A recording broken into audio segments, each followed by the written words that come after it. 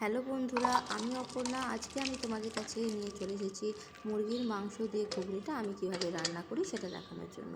রেসিপিটা দেখে যদি তোমাদের ভালো লাগে অবশ্যই লাইক আর কমেন্ট করবে, আর আমার চ্যানেলটাকে সাবস্ক্রাইব করে আমার পাশে থাকবে। ঘুগনি করতে লাগছে এখানে ঘুগনির মটর আমি কাল সারা রাত ভিজিয়ে রেখে আজকে দুবার জল পাল্টে ধুয়ে নিয়েছি। এখন আমি এটাকে প্রেসারে দিয়ে 2টো সিটি দিয়ে নেব।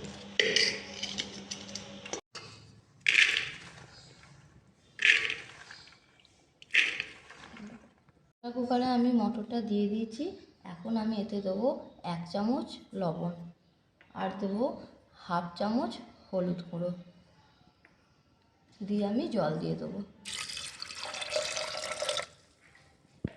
আমি এখানে দেব একটা কেটে রাখা আলু। তাতে তেলটা গরম করে নিয়েছি।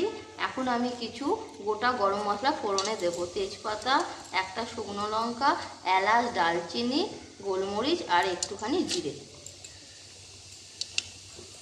ফোড়নটা হয়ে গেলেই আমি দিয়ে দেবো কেটে রাখা 2টো বড় পেঁয়াজ। পেঁয়াজগুলো আমি গোলাপি করে ভেজে নিয়েছি। এখন আমি এর ওপর দিয়ে রাখবো টমেটো কুচি। মিশিয়ে নিচ্ছি। এবার দেব 2 চামচ আদা রসুন বাটা, মিশিয়ে নেব।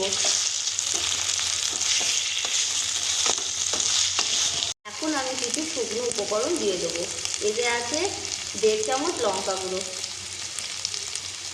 1/2 চামচ হলুদ গুঁড়ো, 1 চামচ লবণ, আর আছে 1 চামচ ধনে গুঁড়ো। সামান্য জল দিয়ে মশলাটাকে একটু কষিয়ে নেব।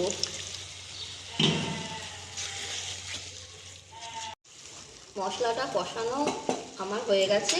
এখন আমি এতে দেব ছোট করে কুচিয়ে রাখা মুরগির মাংস। মুরগির মাংসটা মিশিয়ে নিয়েছি। এখন এইভাবে কিছুক্ষণ কষিয়ে নেব। মশলার সাথে মাংসটা আমি খুব ভালোভাবে কষিয়ে নিয়েছি। দেখো কেমন তেল ওপরে উঠে গেছে। এখন আমি সেদ্ধ করে রাখা মটর আর আলুটা দিয়ে দেবো,